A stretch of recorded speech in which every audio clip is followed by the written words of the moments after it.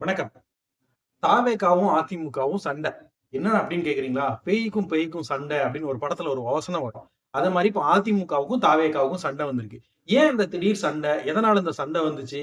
ஏன் 2 பேரும் மாறி மாறி விமர்சிச்சுக்கிறாங்க அப்படிங்கிறது தான் இந்த வீடியோ. தலைவர் விஜய் அவர்கள் அவர்களோட செயல் வீரர்கள் கூட்டத்துல அதிமுகவை ஒரு ஊழல் கட்சி, அடிமை கட்சி அப்படின்னு விமர்சிச்சிருக்கிறாரு.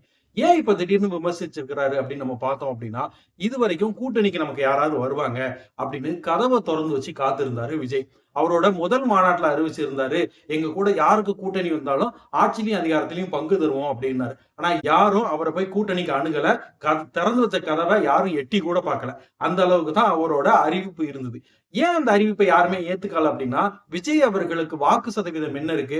அவர் என்ன அவரோட தேர்தல்னா அவர் பக்கம் வெற்றி வாய்ப்பு இருக்குமா? அப்படிங்கிற எந்த ஒரு சான்றுமே இல்ல.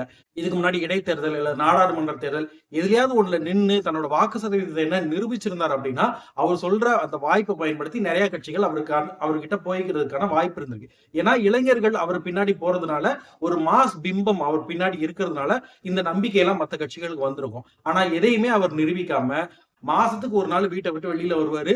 மைக்க பிடிச்சு 10 நிமிஷம் பேசுவாரு. திருப்பி வீட்டுக்குள்ள போய் படுத்துக்குவாரு. இப்படித்தான் அவரோட அரசியல் நடவடிக்கை இருந்தது.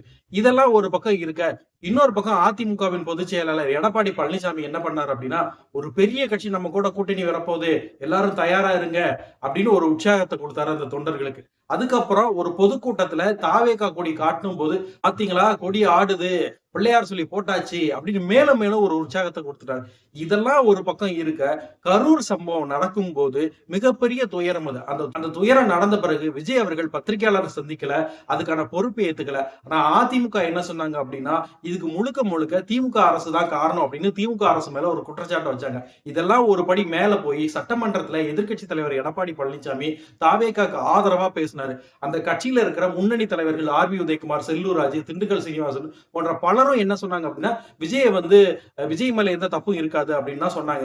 ஆர்.பி. உதயகுமார் என்ன சொன்னார் அப்படின்னா, ஆந்திரா மாடல்ல பவன் கல்யாண் மாதிரி உங்களுக்கு துணை முதலமைச்சர் பதவியெல்லாம் கொடுக்குறோம் அப்படின்னு சிவப்பு கம்பளம் போட்டு நிறைய வரவேற்பு எல்லாம் கொடுத்தாங்க. ஆனா இது எதுவுமே நடக்கல. இந்த பக்கமும் கூட்டணிக்கு யாரும் வரல. இவங்க நினைச்ச மாதிரி விஜயும் கூட்டணிக்கு வரல அப்படிங்கும் போதுதான் விஜய் அதிமுக மேல ஒரு விமர்சனம் வச்சிருக்காரு.